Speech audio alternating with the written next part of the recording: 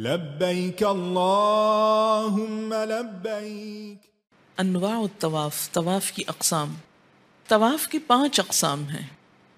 Number 1 طواف قدوم۔ قدوم کا لفظ قدم سے ہے، قدمہ کا مطلب ہوتا ہے آگے آنا۔ یا طواف تحیہ، تحیہ کس کو کہتے ہیں؟ سلام کرنا۔ یا طواف ورود، ورود کا کیا معنی ہوتا ہے؟ وارد ہونا، یعنی مکہ میں آتے ہی جو طواف کیا جائے وہ کیا ہے؟ طواف قدوم۔ دوسرا ہے طواف عمرہ، عمرے کی نیت سے جو طواف کیا جاتا ہے۔ تیسرا ہے طواف افاضہ یا طواف زیارت یا طواف حج۔ یہ ایک ہی طواف کے نام ہیں۔ کون سے؟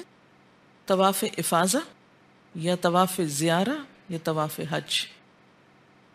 یہ اصل میں طواف حج کا نام ہے، حج کی نیت سے جو طواف کیا جاتا ہے، جسے قرآن پاک میں سورۃ الحج میں آپ نے پڑھا وَلْيَطَّوَّفُوا بِالْبَيْتِ الْعَتِيقِ، یہ وہ والا طواف ہے۔ نمبر 4 طواف وداع۔ وداع کس کو کہتے ہیں؟ الوداع جسے بولتے ہیں۔ اور نمبر 5 ہے نفلی طواف، جو آپ مکہ کے قیام کے دوران عام طور پر ہر نماز کے بعد کرتے رہتے ہیں۔